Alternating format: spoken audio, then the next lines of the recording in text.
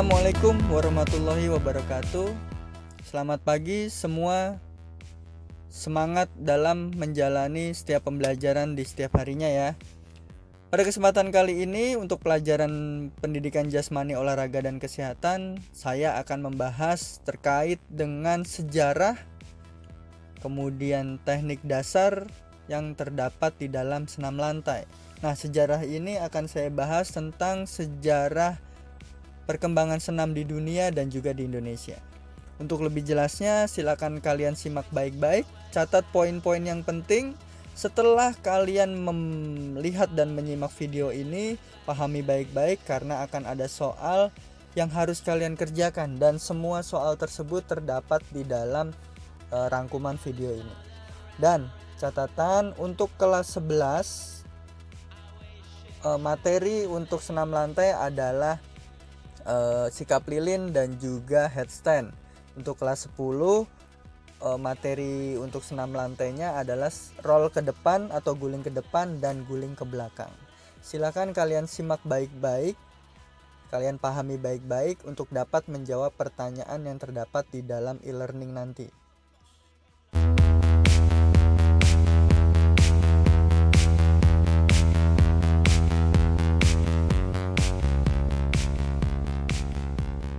Adanya olahraga senam lantai belum diketahui secara pasti. Akan tetapi senam lantai diperkirakan sudah ada sejak zaman Yunani kuno. Pada abad ke-20, senam mulai populer dan menyebar di seluruh dunia. Perkembangan olahraga ini sangat pesat hingga akhirnya mempunyai banyak cabang. Satu di antaranya adalah senam lantai. Kemudian banyak juga yang berpendapat bahwa pada zaman Yunani kuno senam lantai diperkirakan sudah ada. Nah, pada tahun 1776 senam lantai ini pun mulai dimasukkan ke dalam pendidikan sekolah sebagai salah satu materi yang diajarkan pada pendidikan jasmani pada sekolah-sekolah saat itu. Pada tahun yang sama, yaitu pada tahun 1776, ada seseorang bernama Johann Christian Friedrich yang menciptakan gerakan senam lantai yang sistematis atau terstruktur, ya, mulai dari awalan sampai akhiran.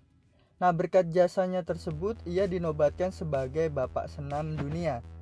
Nah, gerakan inilah yang menjadi cikal bakal gerakan senam lantai yang ada di seluruh dunia.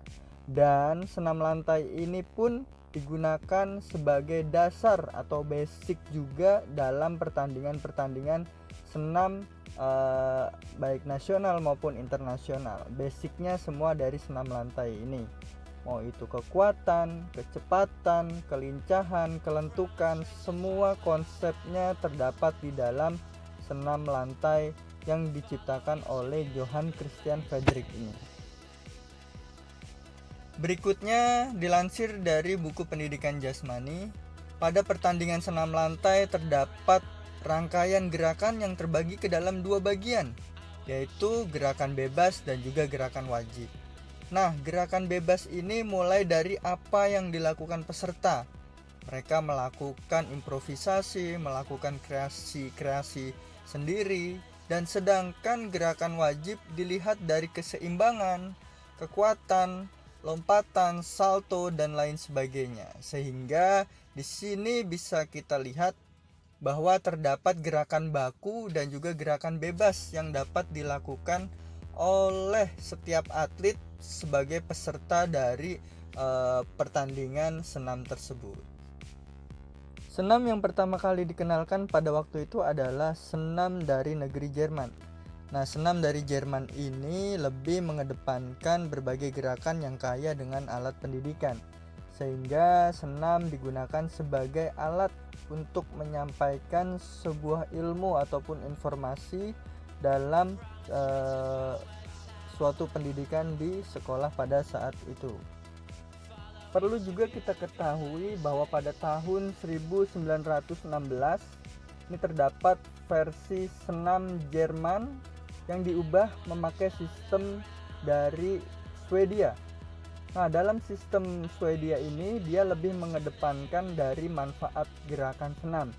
Seperti contohnya gerakan yang memacu kekuatan otot, kecepatan otot, kemudian kelincahan dan lain sebagainya dikemas sedemikian rupa dengan tujuan dari manfaat gerakan tersebut yaitu untuk kesehatan salah satunya. Olahraga senam di Indonesia masuk sekitar tahun 1912 saat masa penjajahan Belanda ketika itu. Masuknya olahraga senam tersebut bersamaan dengan ditetapkannya mata pelajaran pendidikan jasmani sebagai pelajaran wajib di sekolah. Namun ada juga yang berpendapat tidak secara pasti bahwa olahraga senam ini masuk ke Indonesia adalah sekitar tahun 1900-an. Nah, senam ini mulai diajarkan di sekolah. Pada tahun 1963 dibentuk organisasi yang bernama Persani dengan kepanjangan Persatuan Senam Indonesia yang membina para atlet senam di Indonesia ketika itu. Terdapat cerita menarik terkait dengan perkembangan olahraga senam di Indonesia yang ketika itu dibawa oleh seseorang yang bernama Dr. Minkema, dan ia merupakan seorang perwira kesehatan angkatan laut dari kerajaan Belanda. Melalui Minkema inilah perkembangan olahraga senam di Indonesia mulai menyebar ke beberapa wilayah. Tidak cuma itu, pada tahun 1918 ia juga membuka kursus senam di Indonesia. Dengan makin populernya olahraga senam, didirikanlah sebuah organisasi dengan tujuan membina para atlet senam berbakat. Organisasi ini dinamakan Persani yang dibentuk pada tanggal 14 Juli 1963. Nah, baru pada tahun 1964 Indonesia pertama kalinya mengikuti event internasional di Ganevo 1, yaitu Games of the New Emerging Force. Setelah kita menyimak bersama-sama terkait dengan perkembangan senam di dunia dan juga di Indonesia, kali ini saya ingin menjelaskan tentang manfaat dari senam lantai itu sendiri, yang diantaranya yaitu kemampuan gerak tubuh akan semakin lincah, kemudian memperkuat otot lengan, kaki, paha, pinggang, perut, dan dada, serta otot-otot lainnya, menambah kekuatan fisik, menjaga keseimbangan, melatih lompatan, meluruskan tubuh yang bungkuk, melatih fokus, membakar lemak, sirkulasi aliran darah lebih lancar, meningkatkan kekuatan jantung, menurunkan berat badan, dan lain-lain sebagainya. Nah, yang perlu kita ketahui secara bersama bahwa senam ini memiliki gerakan yang kompleks, bukan hanya gerakan yang simpel, tapi ada gerakan-gerakan yang membutuhkan keahlian khusus di mana otot-otot dapat bekerja dengan maksimal, sehingga manfaat dari senam tersebut akan lebih optimal untuk dapat kita rasakan manfaatnya.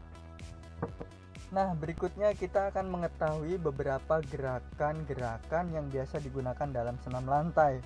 Di antaranya guling depan, guling ke belakang, lompat harimau, lenting tangan, meroda, lompat jongkok, lenting tangan putar, lenting tangan ke belakang, dan banyak lagi lainnya.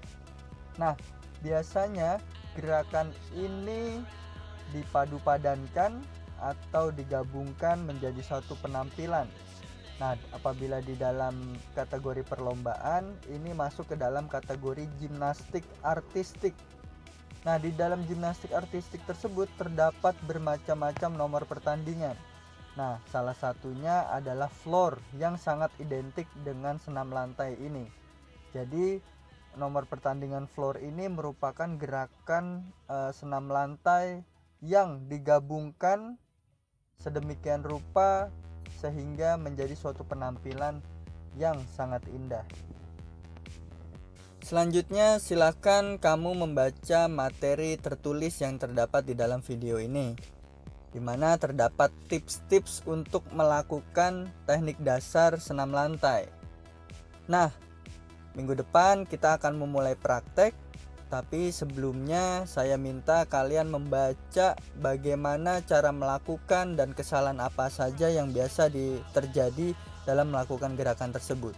Untuk kelas 11 kita akan mempraktekkan gerakan sikap lilin dan juga headstand atau berdiri dengan kepala.